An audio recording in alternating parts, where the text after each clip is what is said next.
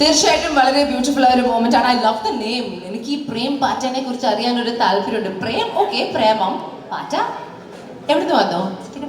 പാറ്റ. ഇത് രണ്ടും കൂടെ എങ്ങനെ ഒരു സിനിമയിൽ ഒരു കഥയായി എത്തുമെന്നൊക്കെ ചോദിക്കാൻ എനിക്കുണ്ട്. But what ever it is, ഈ ഒരു അവസരത്തിൽ ഈ ഒരു ടീമിനെ കൺഗ്രാജുലേറ്റ് ചെയ്യാൻ വേണ്ടി we got so many wonderful people. കുറേ ആൾക്കാർ ആശംസകളുമായി എത്തിയിട്ടുണ്ട്. അതിൽ ഏറ്റവും ആദ്യം ഞാൻ വിളിക്കാൻ ആഗ്രഹിക്കുന്നത് എനിക്ക് ഒരുപാട് പരിചയമുള്ള, നമ്മൾക്ക് എല്ലാവർക്കും പ്രിയപ്പെട്ട, ഒരു രീതിയിലും ഒരു ആമുഖം ആവശ്യമില്ലാത്ത ഒരു വ്യക്തിയാണ്. ചെറുപ്പകാലം മുതലേ ഇദ്ദേഹത്തെ ഒരു അവതാരകനായും ഒരു വെറ്ററൻ ജേർണലിസ്റ്റ് ആയിട്ടും നമ്മൾ കണ്ടുവരുന്നു. Today he Leeds one of the most finest channels and news channels in Kerala, the managing director of flowers TV and 24 News. Ladies and gentlemen, നല്ലൊരു കൈയ്യടി. Let's welcome Srikanth Nair. Welcome Srikanth sir. കൈയ്യടി ഒന്നുമില്ല.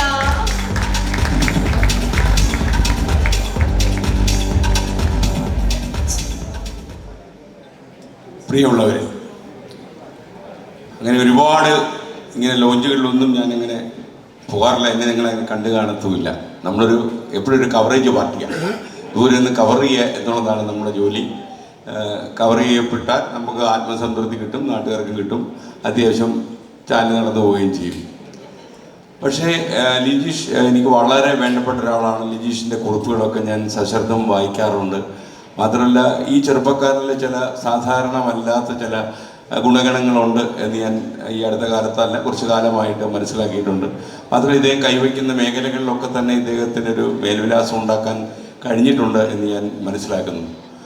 ഐഷയുടെ സംവിധായകൻ നിർമ്മാതാവായി രൂപം മാറുമ്പോൾ ഒരുപക്ഷെ എനിക്ക് പോലും ഇവിടെ ഇരുന്നപ്പോൾ ഞാൻ ആലോചിക്കുകയായിരുന്നു, വയസ്സാം കാലത്ത് ഈ പ്രൊഡക്ഷൻ കമ്പനി വല്ലതും തുടങ്ങണോ? അപ്പോൾ ലിസ്റ്റിനൊക്കെ ഇവിടെ ഉണ്ടായതുകൊണ്ട് അപകടം പിടിച്ച വഴിയാണല്ലോ എന്ന് അദ്ദേഹം തന്നെ പറയുകയുണ്ടായി. പക്ഷെ എന്നാലും ഞാൻ ഒരു കാര്യം പറയാം, ഫ്ലവേഴ്സും ചലച്ചിത്ര രംഗത്തേക്ക് ചെറുതായിട്ട് കടക്കുകയാണ്. നമ്മളിപ്പോൾ ഈ അമരം ഈ ഉടനെ തന്നെ റിലീസ് ചെയ്യുകയാണ്. അത് ബാബു തിരുവല്ലയുമായിട്ട് ചേർന്ന് ഫ്ലവേഴ്സാണ് അത് ചെയ്തിരിക്കുന്നത്. നവംബർ ആദ്യം അത് തിയേറ്ററിലെത്തും, റെഡിയായിരിക്കുകയാണ് അത്. അപ്പം എന്തെങ്കിലുമൊക്കെ മലയാള സിനിമയിൽ ചെയ്യാൻ നമുക്കും താല്പര്യമുണ്ട്. മലയാള സിനിമയ്ക്ക് ഒപ്പം ഒഴുകാനാണ് നമ്മുടെ ഈ ശ്രമം.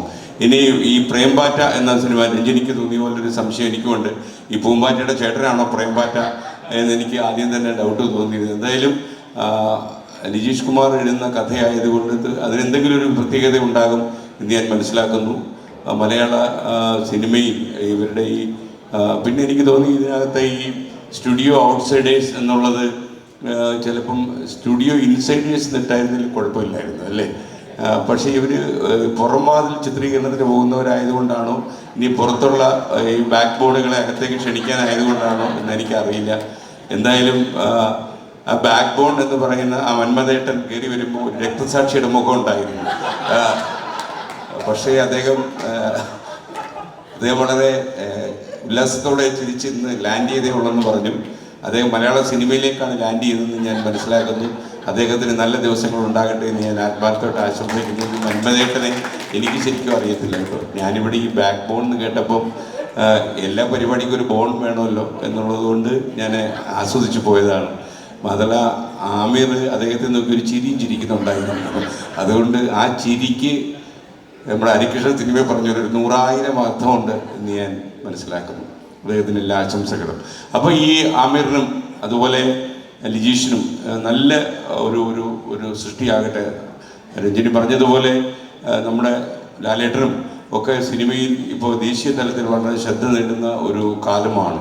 മാത്രമല്ല, എന്നെയൊക്കെ വളരെ അഭിമാനത്തോടെ അല്ലെങ്കിൽ സന്തോഷിപ്പിച്ചൊരു കാര്യം, നമ്മൾ ആ ദേശീയ പുരസ്കാരം കണ്ടുകൊണ്ടിരുന്നപ്പോൾ ഷാരൂഖ് ഖാൻ എന്ന് പറയുന്ന ലോകമറിയുന്ന ഏറ്റവും വലിയ നടൻ പോലും നമ്മുടെ മോഹൻലാലിൻ്റെ മുന്നിൽ വല്ലാതെ ചുരുങ്ങി പോകുന്നത് നമ്മൾ കണ്ടു.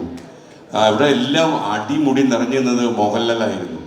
മാത്രമല്ല, നമ്മുടെ വാർത്താവിതരണ പ്രക്ഷേപണ മന്ത്രി അശ്വിനി വൈഷ്ണവ് നിങ്ങളൊരു ഉഗ്രൻ നടനാണ് എന്ന് പറയുമ്പോൾ അതിനൊരുപാട് അർത്ഥങ്ങളുണ്ട്. വാർത്താവിതരണ വകുപ്പ് സെക്രട്ടറി IAS ഓഫീസർ അദ്ദേഹത്തിന് ലാലേട്ടാന്ന് വിളിക്കുന്നു. അങ്ങനെ ഇന്ത്യ മുഴുവൻ ഈ മലയാളത്തിൻ്റെ അഭിമാനമായി ലാല് കത്തിജ്വലിക്കുമ്പോൾ ഓരോ മലയാളിക്കും രോമാഞ്ചം ഉണ്ടായി കാണുമെന്നാണ് എന്നെ വിശ്വസിക്കുന്നത്. മാത്രമല്ല, ഈയിടെ കുറച്ചു കാലം മുമ്പ് ഒരു 4-5 മാസങ്ങൾക്ക് മുമ്പ് ഞാനൊരു യാത്രയ്ക്കിടയിൽ ഒരു കൊറിയക്കാരനെ പരിചയപ്പെട്ടു.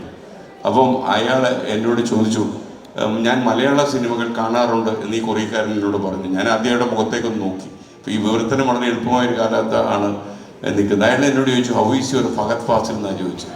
ഞാൻ അത്ഭുതപ്പെട്ടു പോയി. ആലപ്പുഴയിലുള്ള ആൾക്കാർ ഇതിൻ്റെ ഫാസിലിൻ്റെ മകൻ എങ്ങനെയുണ്ട്, സുഖമാണോ എന്ന് ചോദിക്കുന്ന പോലെ കൊറിയയിലുള്ള ഒരു മനുഷ്യൻ ചോദിക്കുകയാണ് how is your Fahadh Faasil. അയാൾ എന്നിട്ട് പറഞ്ഞു, is a brilliant artist that I have ever seen in my life എന്നുകൂടെ പറയുന്നു. അപ്പോൾ മലയാള സിനിമ അതിർത്തികളൊക്കെ കടന്ന് ലോകോത്തരമാകുന്ന ഏറ്റവും അത്ഭുതകരമായ കാഴ്ചയ്ക്കാണ് നമ്മൾ ഈ കാലത്ത് സാക്ഷ്യം വഹിക്കുന്നത്. സിദ്ദിഖിനെ പോലെ ഇരുത്തം വന്ന എത്രയോ നടന്മാർ നമുക്ക് മലയാള സിനിമയിലുണ്ട്. ഇവിടെ വന്നിരിക്കുന്ന പുതിയ നടന്മാരെയൊക്കെ ഞാൻ വളരെ സന്തോഷത്തോടെ ആദരിക്കുന്നു. കാരണം മലയാള സിനിമ യഥാർത്ഥമായ വഴിയിലൂടെ സഞ്ചരിക്കുന്ന ഒരു കാലത്താണ് ഞാൻ നിങ്ങളോട് സംസാരിക്കുന്നത്. അപ്പോൾ വളരെ സന്തോഷം. ലിജീഷ് കുമാറിൻ്റെ ഈ സൃഷ്ടി മലയാളികളും മലയാളത്തിനപ്പുറമുള്ള നമ്മുടെ പ്രേക്ഷകരും ഒക്കെ ആസ്വദിക്കട്ടെ.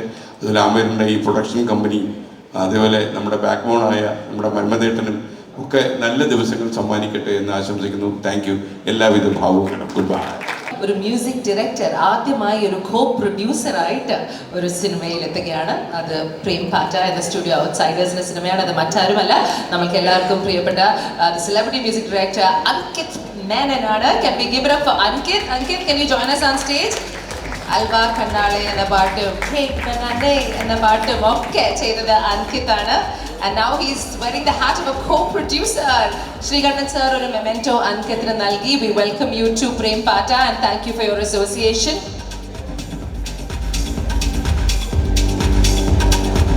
പാട്ടുകൾ കൊണ്ട് സിനിമകൾ വ്യത്യസ്തമാക്കിയ മ്യൂസിക് ഡയറക്ടർ അങ്കിത് ഇനി കോ പ്രൊഡ്യൂസർ ഹാറ്റുമായി ഈ സിനിമയിൽ കൂടെ ഉണ്ടാവും. വെൽക്കം ആൻഡ് ടെൽ us എന്തുകൊണ്ടാണ് ഈ ഒരു തീരുമാനം? First of all, namaskara ellarkum and nice to meet you. I've seen you all on television for a long time.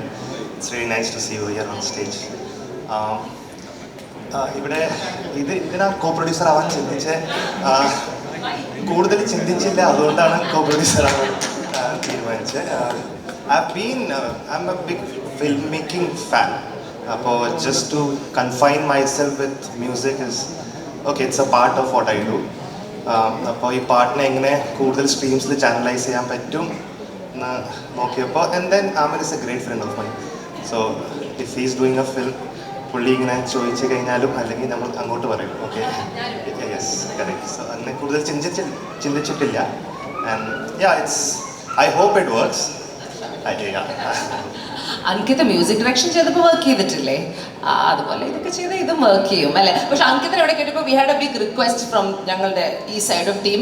Music ഇത്രയും ചെയ്ത് ഇത്രയും സൂപ്പർ ഹിറ്റ് ആയ ജെൻസി പാട്ടുകളൊക്കെ ചെയ്ത് അങ്കിത് കോ പ്രൊഡ്യൂസർ ആവുമ്പോൾ പ്രേം പാറ്റയുടെ ഈ സ്റ്റേജിൽ നമുക്ക് വേണ്ടി a song, a few lines we would അല്ലേ ഒന്ന് കൈയടിച്ചു കൊടുത്താൽ Ankit may be will help us out please. Last ഇപ്പോൾ ഇറങ്ങിയ പാട്ട് തന്നെ പാടാം. I'll sing 2 lines. हो हलवा कन्नाले सलवार चंडाले पलवाल देवन्नान सलवाक निलादे तुंडिक्कुलाले निन्ने कंडाले नंगिंतलाले वाक तीर्ने नी अगले अगले चरण मुरुंग पट्टम ഞാൻ ചുവട് കറങ്ങി മറന്ന പരിസരം ഇന്നാരടി മണ്ണിൽ കുഴിച്ചു മൂടണോ ഇഷ്ടം ഞാൻ ജനിച്ചേ മരിച്ചേ പലവട്ടം. It's not easy, but thank you so much Ankit and your co-producer Prem Pata and the studio outsiders in a film. We are so excited to see you and we wish you the very best. Give him a loud round of applause. All the best for all the songs that you do as well. അടുത്തതായി unfortunately he is not here with us. അദ്ദേഹം കുറച്ച് നേരം കഴിഞ്ഞിട്ട് നമ്മുടെ കൂടെ എത്തും എന്നാണ് ഇപ്പം എനിക്ക് കിട്ടിയ ഇൻഫർമേഷൻ. ഓഫ് കോഴ്സ് അതുപോലെ തന്നെ ഇങ്ങനൊരു പുതിയ സിനിമ തുടങ്ങുമ്പം we are very very blessed to have the legendary writer നമ്മൾക്ക് എല്ലാവർക്കും പ്രിയപ്പെട്ട Shri Benyamin here with us. Benyamin സാറിനെ ഈ ഒരു അവസരത്തിൽ വേദിയിലേക്ക് ക്ഷണിച്ചു കൊള്ളുന്നു. Hello sir, so wonderful to meet you. നമസ്കാരം. പ്രേം പാറ്റ എന്നൊരു പുതിയ സിനിമ, പുതിയൊരു പ്രൊഡക്ഷൻ ഹൗസ് സ്റ്റുഡിയോ ഔട്ട്സൈഡേഴ്സ് ഇന്നിവിടെ ലോഞ്ച് ചെയ്തതിൻ്റെ ഭാഗമായി നമ്മളുടെ മലയാള സിനിമയ്ക്ക് ഇവിടെ സമർപ്പിച്ചിരിക്കുകയാണ്. അപ്പോൾ സാറും ഒരു എഴുത്തുകാരനായ താങ്കൾ മലയാള സിനിമയിലേക്ക് എത്തി. ആടുജീവിതം എന്ന് പറഞ്ഞ വളരെ പേര് കേട്ടൊരു പുസ്തകം കുറച്ചുകൂടെ എല്ലാവരുടെയും മനസ്സിനടുത്തേക്ക് എത്തും. അപ്പോൾ സിനിമയുടെ ഒരു ശക്തി എത്രയധികം ഉണ്ടെന്ന് വളരെ അടുത്തറിയാവുന്ന ഒരു എഴുത്തുകാരനാണ്. അപ്പം ഇവിടെ നിൽക്കുമ്പം എന്താണ് സാറിന് നമ്മളോടൊക്കെ പറയാൻ തോന്നുന്നത്? എല്ലാവർക്കും വിനീതമായ നമസ്കാരം. വളരെ സന്തോഷമുള്ള ഒരു നിമിഷത്തിലാണ് നമ്മളെല്ലാവരും ഇവിടെ ഒത്തുകൂടിയിരിക്കുന്നത്. എൻ്റെ പ്രിയപ്പെട്ട 2 സുഹൃത്തുക്കൾ ഇതിൻ്റെ ഭാഗമാവുന്നു. നിങ്ങളെല്ലാവരും എൻ്റെ സുഹൃത്തുക്കളാണ്. പക്ഷേ വളരെ ഹൃദയത്തിൽ കൊണ്ടു നടക്കുന്ന 2 പേർ, അമീറും ലിജീഷും ഒത്തുചേർന്ന് ഒരു സിനിമയിലേക്ക് വരുന്നു എന്നുള്ളത് വലിയ സന്തോഷമുള്ള കാര്യമാണ്. അമീറിൻ്റെ സിനിമ ആയിഷ കണ്ടിട്ട് ഞാൻ ഫേസ്ബുക്കിൽ പോസ്റ്റ് ഇടുമ്പോൾ അമീറിനെ എനിക്ക് അത്ര പരിചയമുണ്ടായിരുന്ന ഒരാളായിരുന്നില്ല. ആ സിനിമയോടുള്ള ഇഷ്ടം കൊണ്ട് മാത്രമാണ് ഞാൻ ആ പോസ്റ്റ് ഇട്ടത്. അത്രമേൽ എനിക്ക് ഇഷ്ടപ്പെട്ട ഒരു സിനിമ എന്ന തരത്തിൽ.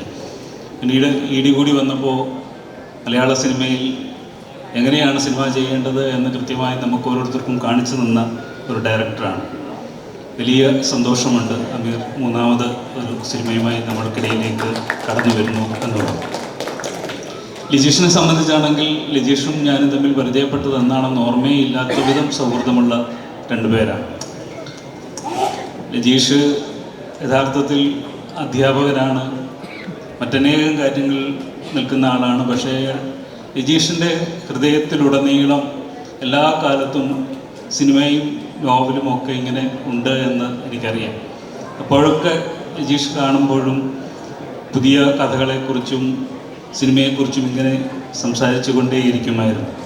അപ്പോൾ അതിനിടയ്ക്ക് സൈലം പോലുള്ള വലിയ പദ്ധതികളുമായിട്ട് അദ്ദേഹം പോയെങ്കിലും എനിക്കറിയാമായിരുന്നു ഏതെങ്കിലും ഒരു നിമിഷം ലിജീഷ് വീണ്ടും തൻ്റെ സ്വപ്നമായ സിനിമയിലേക്ക് കടന്നു വരിക തന്നെ ചെയ്യും എന്ന്. ലിജീഷിനോടുള്ള നമുക്കൊക്കെയുള്ള ഇഷ്ടമെന്ന് പറയുന്നത് എഴുതുന്നതെന്തും ഹൃദയത്തിൽ നിന്ന് ആയിത്തീരുകയും നമ്മളെ വല്ലാതെ തൊടുകയും ചെയ്യുന്ന ഒരു എഴുത്തുകാരനാണ് ലിജീഷ്. അദ്ദേഹത്തിൻ്റെ ഗുജറാത്ത് എന്ന് പറയുന്ന നോവലുണ്ട്. നിങ്ങൾക്ക് അറിയാവുന്ന പോലെ നിങ്ങളൊക്കെ വായിച്ചിഷ്ടപ്പെട്ടുള്ള കഞ്ചാവ് എന്ന് പറയുന്ന പുസ്തകമുണ്ട്, വർത്തമാന പുസ്തകമുണ്ട്. അങ്ങനെ എല്ലാ പുസ്തകങ്ങളിലും ഹൃദയം തൊട്ടെഴുതുകയും നമ്മളെ കയ്യിലെടുക്കുകയും ചെയ്യുന്ന ഒരാളെന്ന നിലയിൽ നിശ്ചയമായിട്ടും ഒരു പുതിയ കഥയുമായി നമ്മുടെ മുമ്പിലേക്ക് വരുമ്പോൾ അത് നമ്മുടെ ഓരോരുത്തരുടെയും പ്രത്യേകിച്ച് പുതിയ തലമുറയുടെ ഹൃദയത്തെ തൊടുന്നതായിരിക്കുമെന്ന കാര്യത്തിൽ യാതൊരു സംശയവുമില്ല. അതുകൊണ്ട് ഈ പ്രൊഡക്ഷൻ ഹൗസ് അമീർ ഏറ്റെടുത്തത് എനിക്ക് തോന്നുന്നു ലിജീഷിൻ്റെ കഥ കണ്ടിട്ട് തന്നെയാണ്. ആ കഥയായിരിക്കും നിശ്ചയമായിട്ടും അതിൻ്റെ ഗ്യാരണ്ടി എന്ന കാര്യത്തിൽ യാതൊരു സംശയവുമില്ല. അല്ലാതെ വെറുതെ അമീർ അങ്ങ് ചാടി വീഴുമെന്ന് നമ്മളാരും പ്രതീക്ഷിക്കാൻ വയ്യല്ലോ. അപ്പോൾ സ്വാഭാവികമായിട്ടും ആ കഥ സത്യം പറഞ്ഞാൽ ലിജീഷ് കുറേ ഭാഗങ്ങളൊക്കെ എന്നോടൊന്ന് രഹസ്യത്തിലൊന്ന് സൂചിപ്പിച്ചു. വല്ല ത്രില്ലിങ്ങായ ഒരു രസമുള്ള ക്യാമ്പസ് സ്റ്റോറിയാണ്. അപ്പോൾ ഇവർക്ക് 2 പേർക്കും വലിയ ആശംസകൾ നേരുന്നു. വലിയ പറഞ്ഞതുപോലെ വലിയ ഗ്രൂപ്പിൻ്റെ ഒരു വലിയ പിന്തുണയുണ്ട് ഈ പ്രൊഡക്ഷൻ ഹൗസിനും ഈ സിനിമയ്ക്കും. പ്രേംപാറ്റ വളരെ മനോഹരമായ പേരാണ്, നിങ്ങൾക്കാർക്കും അറിയാവുന്നതുപോലെ. വൈക്കം മുഹമ്മദ് ബഷീറിൻ്റെ പ്രശസ്തമായ ഒരു പുസ്തകത്തിൻ്റെ പേരും ഒരു കഥയുടെ പേരും കൂടിയാണ്. അത് ഒരു പ്രണയ കഥയാണ്. അത് പുതിയ കാലത്തിലെ പ്രേംപാറ്റയെ നമ്മൾ ഈ സിനിമയിലൂടെ കാണുന്നു എന്നാണ് നമ്മൾ മനസ്സിലാക്കുന്നത്. പ്രേംപാറ്റയ്ക്കും ഇതിൻ്റെ പിന്നിൽ പ്രവർത്തിക്കുന്ന എല്ലാവർക്കും ഹൃദയം നിറഞ്ഞ ആശംസകൾ നേർന്നുകൊണ്ട് ഇവിടെ വന്നുകൂടി എല്ലാവരെയും ഹൃദയത്തിൽ അഭിവാദ്യം ചെയ്തുകൊണ്ട് നിങ്ങളെല്ലാം കാണാൻ കഴിഞ്ഞതിനുള്ള സന്തോഷം പങ്കുവെച്ചുകൊണ്ട് നിർത്തുന്നു. നന്ദി, നമസ്കാരം. Thank you so much sir. ഒന്ന് വെയിറ്റ് ചെയ്യാം, കുറച്ച് പേർക്ക് മെമെൻറ്റോ കൊടുക്കണേ പ്ലീസ്. നമ്മുടെ ഈ സിനിമയോട് സംബന്ധിച്ച് വർക്ക് ചെയ്യുന്ന കുറച്ച് പേരാണ്. ആ മൈക്കൊന്ന് വാങ്ങിച്ചോ. ഓക്കെ, കുറച്ച് പേരെ പരിചയപ്പെടുത്താനുള്ള ഒരു അവസരമായിട്ടാണ് ഞങ്ങൾ ഈ വേദി ഉപയോഗിക്കുന്നത്. പ്രേംപാറ്റ എന്ന സിനിമയിൽ സ്റ്റുഡിയോ ഔട്ട്സൈഡേഴ്സിന് കൂടെ വർക്ക് ചെയ്യുന്ന ക്രൂ മെമ്പേഴ്സിനെ കുറച്ച് പേരാണ്. നമ്മുടെ ലിറിസിസ്റ്റിനെയാണ് അടുത്തതായി ഞാൻ വേദിയിലേക്ക് മെമെൻറ്റോ സ്വീകരിക്കാൻ സ്വാഗതം ചെയ്യുന്നത്. ലിറിസിസ്റ്റായി എത്തുന്നത് Suhail M Koya. Can I welcome Suhail on stage? Thanneermathan Dinangal, Premalu, Alappuzha gymkhana തുടങ്ങിയ ലോക വരെയുള്ള സിനിമകൾക്ക് പാട്ട് എഴുതിയ ആളാണ് സുഹേൽ. ചെറിയ ആളല്ല, പക്ഷേ മതിലിൻ്റെ പുറകിലായി പോയി സുഹേൽ. അവിടെ ടാക്സ് കൊടുത്തിട്ട് വരാൻ പറ്റൂ. നമ്മളെ മെമെൻറ്റോ കൊടുക്കൂ. അവർ കയറി വരുന്നതിന് മുമ്പ് നമുക്ക് അങ്ങോട്ട് പോവാം കേട്ടോ. ഓക്കെ,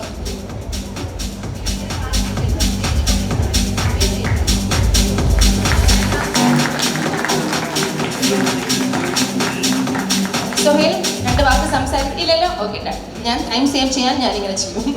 ഓക്കെ, കുറേ പേരുണ്ട് എനിക്കറിയാം. ഷുവർ ആണല്ലോ സുഹേലെ? ഷുവർ ആണല്ലോ? ആ, ഓക്കെ, ഡൺ. അടുത്തതായി ഇതിന് ലിറിസിസ്റ്റായി മുഹസിൻ പരാരിയും എത്തുന്നുണ്ട് പ്രേംപാറ്റയുടെ കൂടെ. Muhsin, can I welcome you? മലയാളിയെ വരികൾ കൊണ്ട് കൊതിപ്പിച്ച പാട്ട് എഴുത്തുകാരനാണ് Muhsin. Sudani from Nigeria, Thallumaala, Sulaikha Manzil, Sookshmadarshini, basically ഈ കാലഘട്ടത്തിലെ സൂപ്പർ ഡൂപ്പർ ഹിറ്റായ വരികളൊക്കെ എഴുതിയ ആൾക്കാരാണ്. മുഹസിൻ ഉണ്ടോ ഇവിടെ? സുഹേൽ തന്നെ വാങ്ങിക്കുകയാണോ മോഹസിന് വേണ്ടി? വാങ്ങിച്ചോളൂ. അപ്പൊ മോഹസിന് വേണ്ടി സുഹേൽ സംസാരിക്കുമോ? ഇല്ല. ഓക്കെ. എഴുത്തുകാർ സംസാരിക്കാത്ത എന്താ എനിക്ക് മനസ്സിലാവുന്നില്ല. അങ്ങനെയാണോ ബെന്യാമിൻ സാറേ? ഓ, മോഹസിൻ ചെന്നൈയിലാണ്, ഇവിടെ എഴുതി വെച്ചിട്ടുണ്ട്, സോറി. മോഹസിൻ ചെന്നൈയിലാണ് ഗൈസ്. ഓക്കെ. അടുത്തത് ഇതിന്റെ എഡിറ്റർ ആയിരുന്നത് ആകാശ് ജോസഫ് വർഗീസ് ആണ്.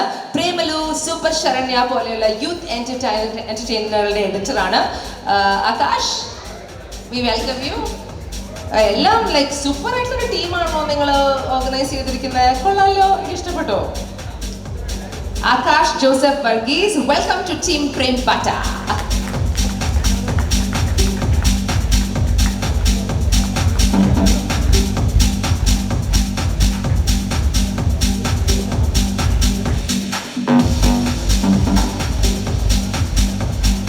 Benyamin sir, thank you so much. I really appreciate it. Akash ഓടിപ്പോയി. ആകാശ് സംസാരിക്കുന്നില്ലേ? ആകാശേ സംസാരിക്കണോ? ഷുവറാണോ? ശരി. അടുത്തതായി അയ്യോ, ബെന്യാമിൻ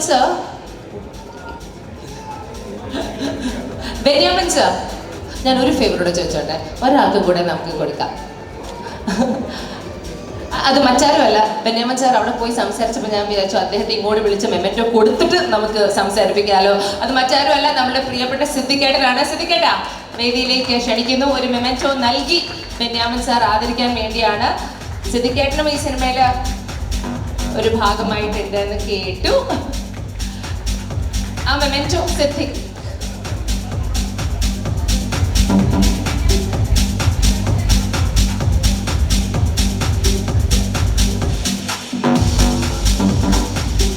നല്ലൊരു ഐഡിയ ആവാം. Thank you so much Benyamin sir. വലിയ സന്തോഷമുണ്ട്. എനിക്കൊരു അഭിമാന നിമിഷം കൂടിയാണ്. ഞങ്ങൾ തമ്മിൽ വലിയ സൗഹൃദമുണ്ട്. എൻ്റെ ഏത് നോവൽ ഇറങ്ങിയാലും വായിച്ചിട്ട് ആദ്യം വിളിക്കുന്ന വലിയ മനുഷ്യനാണ്. മലയാള സിനിമയിലെ വലിയ തിരക്കുകൾക്കിടയിലും ഇത്രയധികം വായന എങ്ങനെ കൊണ്ടു നടക്കുന്നത് എനിക്ക് വലിയ അത്ഭുതമുണ്ട്. വലിയ സന്തോഷം. എൻ്റെ ഒരു അഭിമാന നിമിഷമായി ഞാനത് കാണുന്നു. Thank you.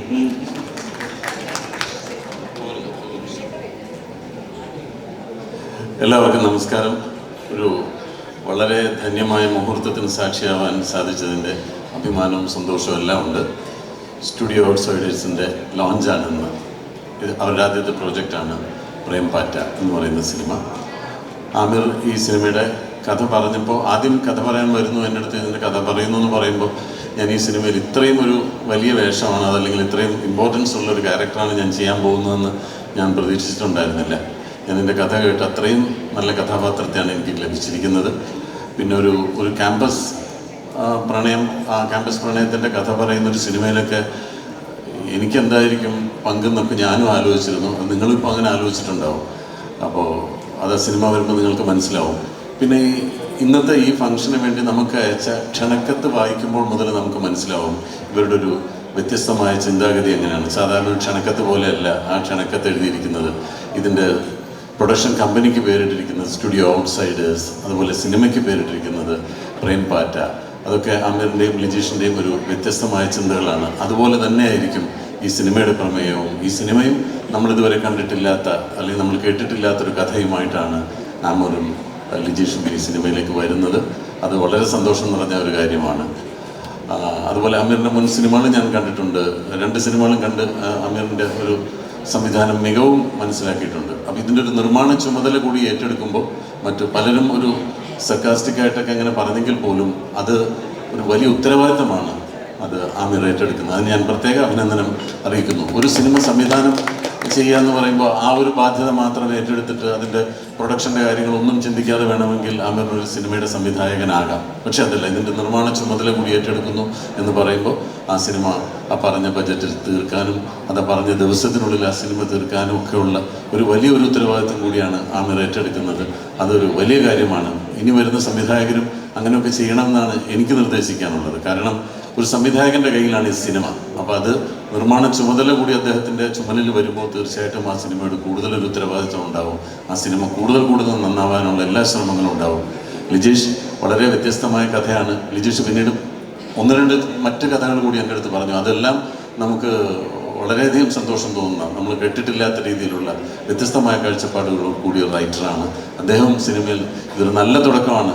നമ്മൾ അടുത്ത കൊല്ലം ഈ സമയത്ത് നമ്മളോട് നിൽക്കുമ്പോൾ ലിജീഷിൻ്റെ ഒരു അവസ്ഥ ഇതായിരിക്കില്ല. മറ്റൊരു ലെവലിലേക്ക് ലിജീഷ് തീർച്ചയായിട്ടും വളർന്നിട്ടുണ്ടാവും.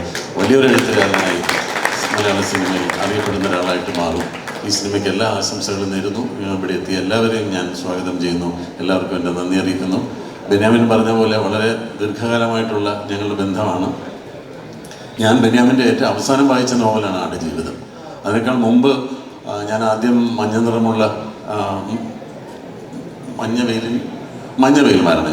മരണങ്ങളാണ് ആദ്യം വായിക്കുന്നത്. പിന്നീട് മുല്ലപ്പൂ നിറമുള്ള പകലുകളും അറേബ്യൻ നോവൽ ഫാക്ടറി ഒക്കെ വായിച്ചിട്ടുണ്ട്. അത് വ്യത്യസ്തമായ വളരെ ഒരു രീതിയിലാണ് ബെന്യാമിൻ എഴുതിയിട്ടുള്ളത്. ആടുജീവിതം വായിക്കാൻ വൈകിപ്പോയത് അത് എങ്ങും കിട്ടാനുണ്ടായിരുന്നില്ല.